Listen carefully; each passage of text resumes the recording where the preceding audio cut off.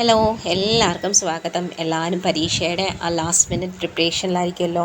അപ്പം നമ്മളിന്ന് കാണാൻ പോകുന്നത് ഈ ടെക്സ്റ്റ് ബുക്കാണ്, പ്ലൂറൽ പെർസ്പെക്റ്റീവ്സ്.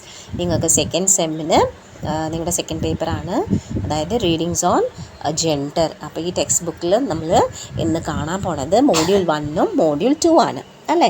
മോഡ്യൂൾ 1ൽ നമ്മൾ കുറച്ച് ലെസൺസൊക്കെ കാണും, കുറച്ച് പോംസൊക്കെ കാണും, നമ്മളിതിന്ന് ഡിസ്കസ് ചെയ്യും.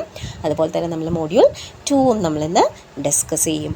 അപ്പം ഈ ചാനൽ ആദ്യമായിട്ട് കാണുന്നവരാണെങ്കിൽ ഈ ചാനൽ സബ്സ്ക്രൈബ് ചെയ്യുക, ഇഷ്ടമായ ലൈക്ക് ചെയ്യുക, നിങ്ങളുടെ ഫ്രണ്ട്സുമായിട്ട് ഷെയർ ചെയ്യുക.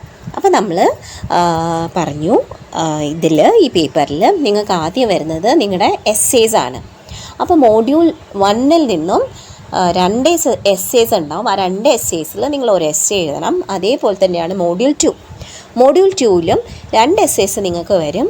അതിൽ നിന്ന് ഒരു എസ്സേ ആണ് നിങ്ങൾ എഴുതേണ്ടത്. അത് പോയം ആകാം, ലെസണൊക്കെ ആകാം. അപ്പോൾ ആദ്യം നമ്മൾ കാണാൻ പോണ പോമാണ് മോഡ്യൂൾ 1ൽ ഇൻട്രൊഡക്ഷൻ കമലാദാസിൻ്റെ പോമാണ്. കമലാദാസ് അത്രയും ഭംഗിയിൽ, അത്രയും പോപ്പുലറായിട്ട് എഴുതിയിട്ടുള്ള ഒരു പോമാണ് ഇൻട്രൊഡക്ഷൻ. ഇതൊരു ഓട്ടോബയോഗ്രഫിക്കൽ ബിറ്റാണ്. ഇതിൽ നിങ്ങൾ കാണാൻ പോണത് കമലാദാസിൻ്റെ സ്വന്തം ജീവിതം തുറന്ന് കാണിക്കുന്നതാണ്. കുറേ കാര്യങ്ങൾ പറയാണ്. അപ്പോൾ ഈ പോം നിങ്ങൾ എഴുതുമ്പോൾ നിങ്ങൾ പഠിക്കുമ്പോൾ അതിൻ്റെ ലൈൻസൊക്കെ നന്നായി നോക്കുക, പഠിക്കുക. ഓക്കെ, അപ്പം നമുക്ക് പോയത്തിലേക്ക് വരാം. അപ്പം സ്റ്റാർട്ടിങ്ങിൽ പറയാണ്, I don't know politics but I don't know the names. എനിക്ക് പൊളിറ്റിക്സ് അറിയില്ല, എനിക്ക് രാഷ്ട്രീയം ഒന്നും അറിയില്ല. പക്ഷേ എനിക്ക് എന്തറിയാം, രാഷ്ട്രീയത്തിൽ ആരൊക്കെയുണ്ട്, ഒപ്പോസിങ് പാർട്ടി ആരാണ്, ഇപ്പം ഭരിക്കുന്ന പാർട്ടി ആരാണ്, പാർട്ടിയിൽ എത്ര മെമ്പേഴ്സ് ഉണ്ട്, അവരാരാണ് എന്നൊക്കെ ചോദിച്ചാൽ എനിക്ക് അവരുടെ പേരുകൾ, എനിക്കിങ്ങനെ മാസങ്ങളുടെ പേരുകൾ അല്ലെങ്കിൽ ആഴ്ചകളുടെ പേരുകളൊക്കെ പറയുന്നത് പോലെ എനിക്ക് അവരുടെ പേര് പറയാൻ പറ്റും. എന്ന് വെച്ചാൽ എനിക്ക് രാഷ്ട്രീയത്തിൽ ഒരു താല്പര്യവും ഇല്ല, എനിക്ക് രാഷ്ട്രീയം എന്താണെന്നൊന്നും അറിയില്ല. അങ്ങനെയാണ് കമലദാസ് ഈ പോം സ്റ്റാർട്ട് ചെയ്യുന്നത്. പിന്നെ പറയാണ്, ഞാനൊരു ഇന്ത്യനാണ്, I am an Indian, born in Malabar and I am very brown. ഞാൻ ബ്രൗൺ കളറാണ്, ഞാനൊരു ഇന്ത്യനാണ്. ഞാൻ എവിടെയാണ് ജനിച്ചത്? മലബാറിലാണ് ഞാൻ ജനിച്ചത്. പിന്നെ കമലദാസ് പറയാണ്, എല്ലാവരും എൻ്റെ വീട്ടിലെ പുരുഷന്മാരായിട്ട് അടങ്ങിയിട്ടുള്ള ആൾക്കാർ, അതായത് എൻ്റെ കാരണവന്മാർ, എൻ്റെ അമ്മാവന്മാർ, അല്ലെങ്കിൽ എൻ്റെ മെയിലായിട്ടുള്ള എൻ്റെ വീട്ടിലെ ആൾക്കാരൊക്കെ എന്നെ വാൺ ചെയ്യും. എന്താ വാൺ ചെയ്യുക? Kamala, stop writing in English. കാരണം I speak 3 languages, write in 2 and dream in 1. ഇത് ഏറ്റവും ഇമ്പോർട്ടൻ്റ് ആയിട്ടുള്ള കമലദാസിൻ്റെ ഒരു കൊട്ടേഷനാണ്. അത് എവിടെ വേണമെങ്കിലും നിങ്ങൾക്ക് കമലദാസിൻ്റെ ഒരു എസ്സേ ചോദിച്ചിട്ടുണ്ടെങ്കിൽ നിങ്ങൾക്ക് എഴുതാം, അല്ലെങ്കിൽ ഷോർട്ട് ആൻസേഴ്സ് ചോദിച്ചിട്ടുണ്ടെങ്കിൽ ഒക്കെ എഴുതാം. അതിനെ പറയുന്ന കമലദാസ് 3 ലാംഗ്വേജ് സ്പീക്ക് ചെയ്യും, ഹിന്ദി, ഇംഗ്ലീഷ് ആൻഡ് മലയാളം. പക്ഷേ എഴുതുന്നത് 2 ലാംഗ്വേജിൽ, മലയാളത്തിലും ഇംഗ്ലീഷിലും. പക്ഷേ സ്വപ്നം കാണുന്ന ഒറ്റയൊരു ഭാഷയിലും. അപ്പം ഞാൻ ഇംഗ്ലീഷ് എഴുതുമ്പം എല്ലാവരും എന്നെ വാൺ ചെയ്യാറുണ്ടായിരുന്നു, എന്താ Kamala, don't write in English, why English is not your mother tongue. എല്ലാവരും എന്നെ വാൺ ചെയ്യാറുണ്ടായിരുന്നു. പക്ഷെ അതൊന്നും ഞാൻ കേൾക്കാറില്ല. ഞാൻ ഈ ചെവിയിലേക്കിട്ട് ആ ചെവിയിലേക്കൂടെ വിടാറേ ഉള്ളൂ. അപ്പോൾ ഇതാണ് കമലദാസ് പറയുന്ന ആ ഒരു കൊട്ടേഷൻ, ആ ഒരു ലൈൻസിൽ പറയുന്നത്. പിന്നെ കമലദാസ് പറയാണ്, എൻ്റെ റിലേറ്റീവ്സ്, എൻ്റെ കസിൻസ് ഒക്കെ വന്ന് എന്നെ വാൺ ചെയ്യായിരുന്നു. എന്താ കമല നീ എഴുതുന്നത്? നീ ഇംഗ്ലീഷിലാണോ എഴുതുന്നത്? നിൻ്റെ മദർ ടങ് മലയാളമല്ലേ? Malayalam is your mother tongue, so you have to write in Malayalam, don't write in English. അത് നമ്മുടെ മാതൃഭാഷയല്ല, നീ അതിൽ എഴുതാൻ പാടില്ല. പിന്നെ നീ എന്തൊക്കെയാണ് കമല എഴുതുന്നത്?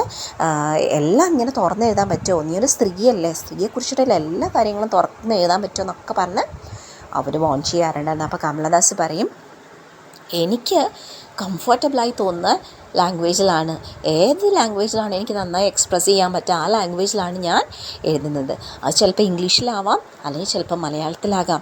അത് നിങ്ങൾ എന്നെ വാൺ ചെയ്യണ്ട. ഇനി ഒരാൾക്ക് കംഫർട്ടബിളായി തോന്നുന്ന ലാംഗ്വേജിലല്ലേ ഒരാൾ എഴുതുക എന്നൊക്കെ പറഞ്ഞിട്ടാണ് കമലദാസ് അവരോട് പറയുന്നത്. ഇതൊന്നും കമലദാസ് മൈൻഡാക്കാൻ നിൽക്കാറും ഇല്ലായിരുന്നു.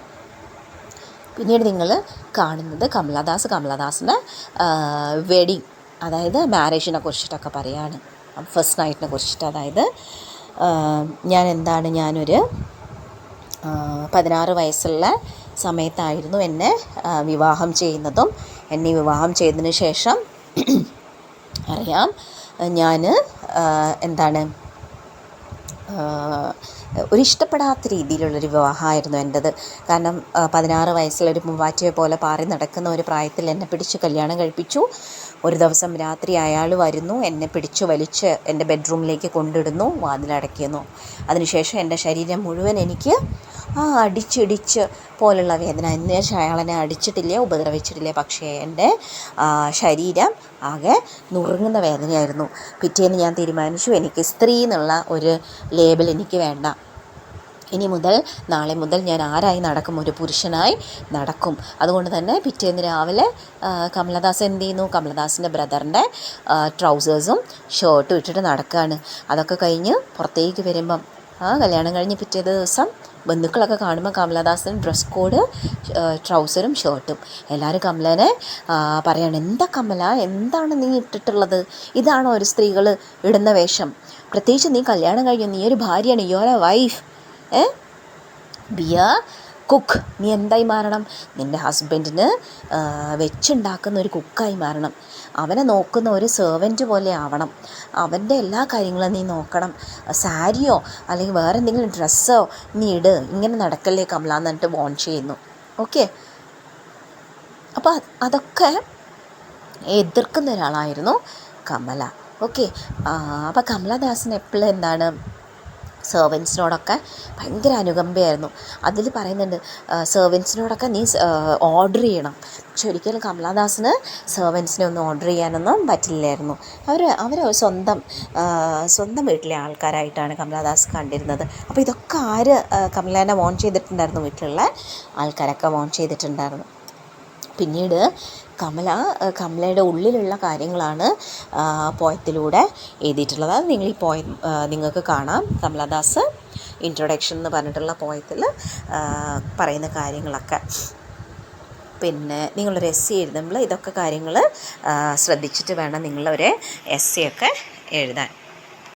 അടുത്ത് നിങ്ങൾ കാണാൻ പോണ പോമാണ് കിച്ചൺ റാക്സ്. കിച്ചൺ റാക്സ് എന്ന് പറയുന്നത് ഒരു ഫേമസ് ആയിട്ടുള്ള ഒരു പോമാണ്. ഇത് ശരിക്കും ഒരു മലയാളം പോമാണ്. കൈക്കല തുണി എന്ന് പറയുന്നതാണ് മലയാളം പോം. വിജില ചിറപ്പാട് എഴുതിയിട്ടുള്ള ഒരു ദളിതമായിട്ടുള്ള ഒരു പോയറ്റ് എഴുതിയിട്ടുള്ള ഒരു പോമാണ് കൈക്കല തുണി. അതിനെ ട്രാൻസ്ലേറ്റ് ചെയ്തത് രാഖി രാഘവനാണ്, ഇംഗ്ലീഷിലേക്ക് ട്രാൻസ്ലേറ്റ് ചെയ്തത്. അപ്പോൾ ഇതെന്താ പറയുന്നത്?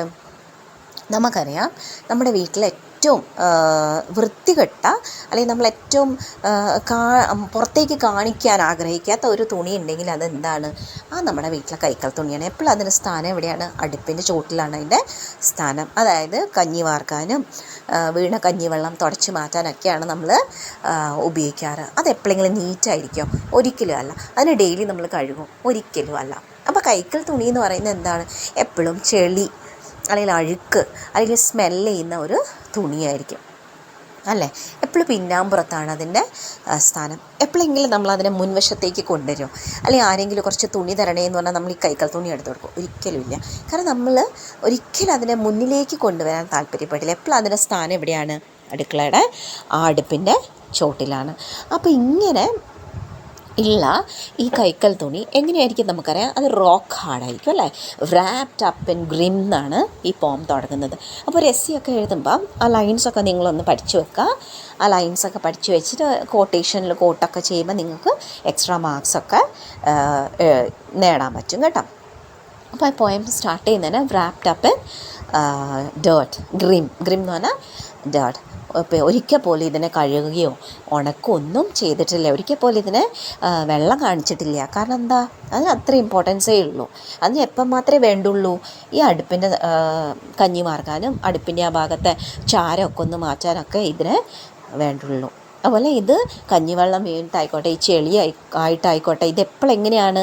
റോക്ക് ഹാർഡാണ്, പാറ പോലെ ഉറച്ചിരിക്കുന്ന ഒരു സാധനമായിട്ട് മാറിയിട്ടുണ്ട് എന്ത്? ഈ ഒരു കൈക്കൽ തുണി. അങ്ങനെ ഈ കൈക്കൽ തുണീന്ന് പറയാണ്, പണ്ട് ഈ കൈക്കൽ തുണി ഇങ്ങനെയൊന്നും ആയിരുന്നില്ല.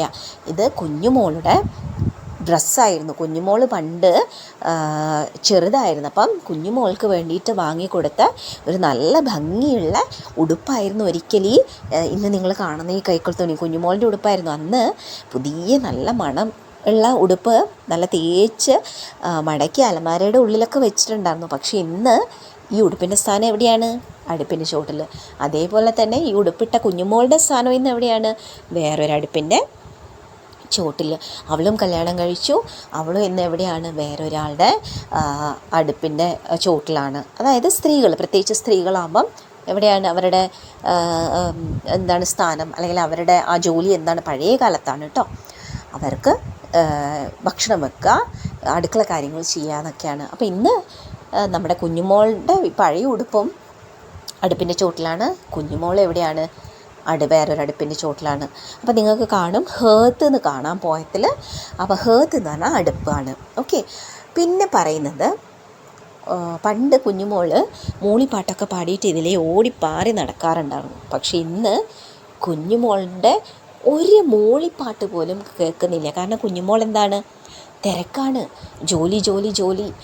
അടുക്കള ജോലിയുടെ ഒരു തിരക്ക് പിടിച്ച ജീവിതത്തിലാണ് ആര്? കുഞ്ഞുമോൾ. അവൾക്ക് ഒരു മൂളിപ്പാട്ട് പാടാൻ പോലും നേരെയില്ല. ലാസ്റ്റ് നമ്മുടെ പോയിട്ട് പറയാണ്, ഈ ഉടുപ്പ്, ഈ കുഞ്ഞു ഉടുപ്പ്, ഈ കൈക്കൽ തുണി ആരെങ്കിലും ഒരു ചെറിയ കുട്ടി വന്നിട്ട് ഇതിനെ എടുത്തിട്ടൊന്ന് മഴയത്തൊന്ന് ഇട്ടിരുന്നെങ്കിൽ ഇതൊന്ന് വൃത്തിയാകുമായിരുന്നു. മഴയത്ത് ഒരു പുതിയ പ്രതീക്ഷയാണ്. അപ്പം ഇതും പറഞ്ഞിട്ടാണ് ആ ഒരു കവിത അവസാനിക്കുന്നത്. അപ്പോൾ നിങ്ങൾ ഇൻട്രൊഡക്ഷൻ ആയിക്കോട്ടെ, കിച്ചൺ റാക്സ് ആയിക്കോട്ടെ, ഈ രണ്ടെണ്ണത്തിൽ ഏതെങ്കിലും ഒരു പോം നിങ്ങൾക്ക് എസ്സേയിലുണ്ടാവും. കാരണം 2 പോമാണുള്ളത്. അതിലൊന്നാണ് കിച്ചൺ റാക്സും ഇൻട്രൊഡക്ഷൻ. ഈ രണ്ടെണ്ണത്തിൽ എന്തായാലും ഒന്ന് നിങ്ങൾക്ക് ഉണ്ട് കേട്ടോ. എസ്സേക്ക് ഉണ്ടാവും. അപ്പോൾ അത് പഠിച്ചു വെക്കുക. അപ്പോൾ എസ്സേ എഴുതുമ്പം 4 പേജസിൽ എഴുതാം. ഇൻട്രൊഡക്ഷൻ ഉണ്ടാവണം, ബോഡി ഉണ്ടാവണം, അതുപോലെ കൺക്ലൂഷൻ ഉണ്ടാവണം. പറ്റിയാൽ കൊട്ടേഷൻസും എക്സാമ്പിൾസൊക്കെ കൊടുക്കാൻ നോക്കുക. അപ്പം നമ്മൾ ഇനി കാണാൻ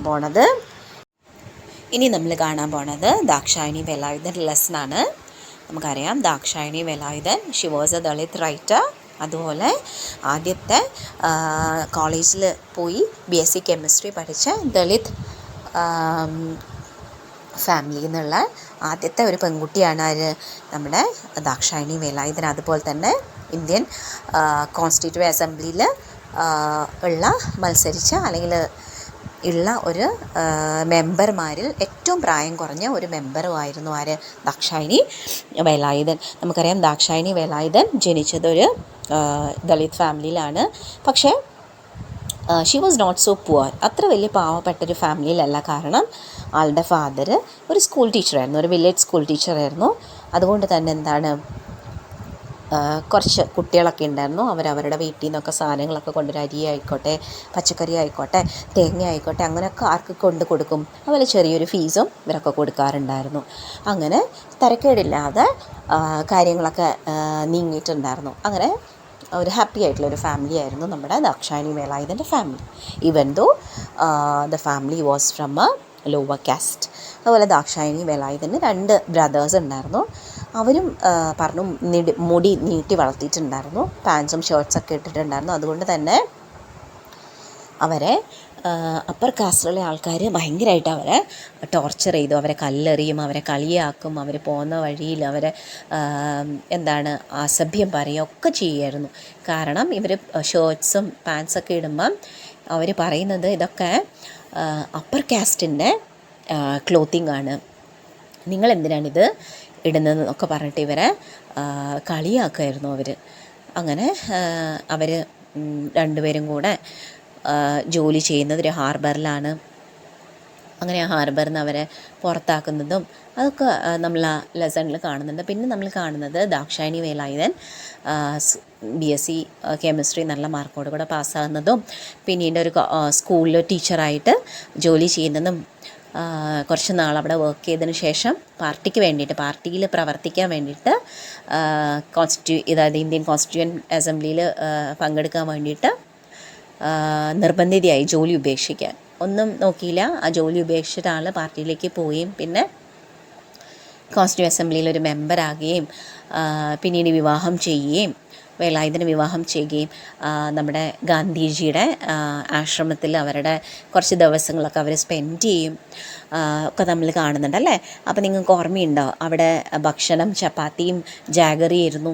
അപ്പം നമ്മുടെ ദാക്ഷായണി വേലായുധന് കുറച്ച് കഴിക്കാനൊക്കെ മടിയായിരുന്നു. കാരണം ചപ്പാത്തിയും ജാഗറിയും, അതായത് വെല്ലം എന്ന് പറയുന്നത് കഴിക്കാൻ കുറച്ച് പാടായിരുന്നു. അപ്പം ഗാന്ധിജി വന്ന് രഹസ്യത്തിൽ പറയായിരുന്നു, വേണമെങ്കിൽ നിങ്ങൾക്ക് കുക്ക് ചെയ്യാം, നോൺ വെജ് കുക്ക് ചെയ്യാം, പക്ഷേ കോമൺ കിച്ചൺ എന്നല്ല, നിങ്ങളുടെ ഹട്ടിൽ നിന്ന് നിങ്ങൾക്ക് കുക്ക് ചെയ്യാം. അപ്പോൾ ദാക്ഷായണി പറയുന്നു, വേണ്ട, അതിനൊന്നും ഞാൻ പോകുന്നില്ല, എനിക്ക് ഇത് മതി എന്നൊക്കെ പറയുന്നതും ഓർക്കുന്നില്ലേ?